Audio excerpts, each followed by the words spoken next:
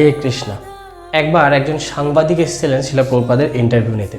তো আমরা জানি যে সাংবাদিকরা যখন কারোর ইন্টারভিউ নেয়, সাংবাদিকদের ইন্টেনশন কী থাকে, মানে সাংবাদিকরা একটু হট টপিক পছন্দ করে, একটু কন্ট্রোভার্সি পছন্দ করে।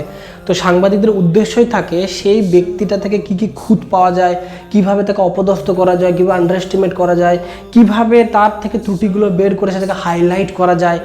তো স্বভাবতই সাংবাদিকদের এটা পেশা। তো সাংবাদিক এসেছিলেন শিলা প্রভুপাদের কাছ থেকে এই ধরনের কিছু কন্ট্রোভার্সিয়াল টপিক খুঁজে বের করতে।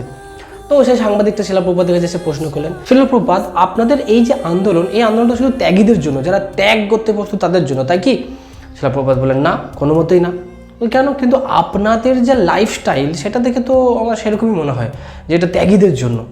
শিলা প্রভুপাদ বললেন, শিলা প্রভুপাদ জেনারেলি খুব সংক্ষেপে উত্তর দিতে পছন্দ করতেন, মানে জেনারেলি জড়জাগতিক ব্যক্তিদের কাছ থেকে উনি অতটা উনি খুলতেন না। প্রয়োজন পড়লে তিনি সব কিছুর উত্তর দিতেন। তো তিনি এক কথায় উত্তর দিতেন, না, না। তো তারপর বললেন, ঠিক আছে, তাহলে আপনাদের যে লাইফস্টাইল, তাহলে সেই অনুপাতে মনে হচ্ছে এটা ত্যাগীদের জন্য।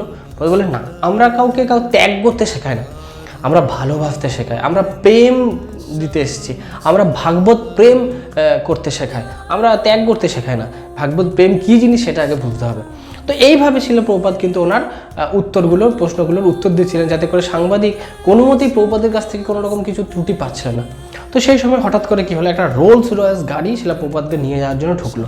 তো সাংবাদিক দিলেন, বাহ, একটা বেশ হট টপিক পাওয়া গেছে। তো বললেন, শিলা প্রভুপাদ, শুনছি আপনাকে নিয়ে যাওয়ার জন্য নাকি একটা রোলস রয়েস গাড়ি, আমরা জানি যে খুব দামি গাড়ি, এক্সপেন্সিভ গাড়ি জড়জাগতিকভাবে। তো একটা রোলস রয়েস গাড়ি নাকি আপনাকে এসছে, আপনাকে এখান থেকে নিয়ে যাবে বলে। পদ বললো, হ্যাঁ, কেন, তাতে কি এসছে? আমরা সব কিছু কৃষ্ণের সেবায় লাগাই। গুরুদেব জানে যে কোন কাজ, কোন জিনিসটাকে, সব জিনিসটাকে কিভাবে আমি কৃষ্ণের সেবায় লাগাতে পারি। তো কেউ যদি আমাকে একটা রোলস রয়েস গাড়ি গিফট করে, তাতে কি এসে যায়? কৃষ্ণ সোনার রথে চাপতেন। তো রোলস রয়েস কি এমন জিনিস? একটা রাবারের তৈরি, কয়েকটা টিনের তৈরি বা কাঠের তৈরি একটা বস্তু। এর থেকে অনেক এক্সপেন্সিভ গাড়ি চড়ার যোগ্যতা কৃষ্ণের ভক্তরা বা বাবার পিতার সন্তানরা রাখে। আমাদের উদ্দেশ্য প্রচার করা। এই প্রশ্নটার উত্তর যখন দিলেন, তখন সাংবাদিকটা চুপ হয়ে গেল। অ্যাকচুয়ালি তার শিলা প্রভুপাদের পাশেই ছিলেন রামাই স্বামী নামে শিলা প্রভুপাদের একজন শিষ্য। তো উনি খুব চিন্তায় ছিলেন, কারণ স্বভাবতই রিপোর্টারটা এসছে শিলা প্রভুপাদকে কীভাবে অপদস্থ করবো বলে। সেই সময়তেই রোলস রয়েস ঢুকলো। তো উনি ভাবছেন মনে মনে যে এই গাড়িটা দেখে আবার সবাই একটু কীরকম ভাববে না তো, একটু বেশ জাঁকজমক মনে হবে না তো, যে সন্ন্যাসীদের গাড়ি চাপার কী দরকার।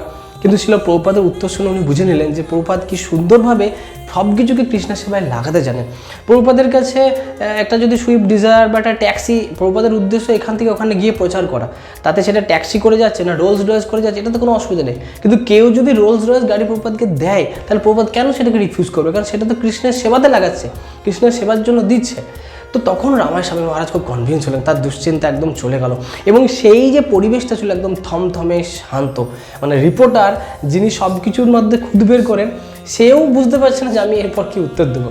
তো শিলা প্রভুপাদ বললেন, চলো কীর্তন করো। তখন কীর্তন শুরু হলো। তো ব্যক্তিগতভাবে শিলা প্রভুপাদ ওনার সমস্ত কথার মাধ্যমে, ওনার আচরণের মাধ্যমে প্রভুপাদ সবসময় শিক্ষা দিতেন যে আমাদের সমস্ত এই যে জড় সম্পত্তি, এটা কৃষ্ণেরই সম্পত্তি। আমরা যদি সেটাকে কৃষ্ণের সেবায় লাগাই, এতে কিন্তু কোনো দোষ নেই। কিন্তু আমাদেরকে জানতে হবে কৃষ্ণের সেবায় কীভাবে লাগাতে হয়। আমরা কি সেটা পারবো? আমাদের কি সেই যোগ্যতা আছে? বর্তমানে অনেক, মানে আমাদের ইস্কনের মধ্যে আমরা অনেকজনই কৃষ্ণকে সামনে রেখে আমরা নিজেদের ইন্দ্রিয় তৃপ্তি করছি। অর্থাৎ নামটা দিচ্ছি ইস্কনের, নামটা দিচ্ছি কৃষ্ণের সেবা, কিন্তু অ্যাকচুয়ালি আলটিমেটলি আমাদের মোটিভ হচ্ছে কৃষ্ণের সেবা নয়, নিজেদের ইন্দ্রিয় তৃপ্তি। বর্তমানে রিলস, ব্লগ এসবের চক্করে গান লাগিয়ে আমি দেখাচ্ছি যে আমি কত ভক্তি, ডিভোটি, আমি কত রকমের ভক্তি। কিন্তু মনে কি কৃষ্ণ থাকছে? ওপরে কৃষ্ণ থাকছে, সামনে কৃষ্ণ থাকছে, কৃষ্ণ আমি তোমার প্রাণ ধন, কিন্তু মনে থাকছে লাইক, শেয়ার, সাবস্ক্রাইব, ফলোয়ার। তো তার মানে ভাবনাতে কিন্তু কৃষ্ণ থাকছে না।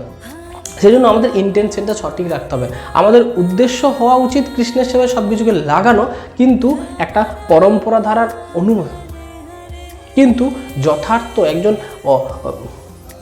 কিন্তু আচার্যদের দেখানো পথে, শিলা প্রভুপাদের দেখানো পথে, নিজের মন গড়া পদ্ধতিতে নয়। জগৎগুরু শিলা প্রভুপাদ কি জয়। হরে কৃষ্ণ।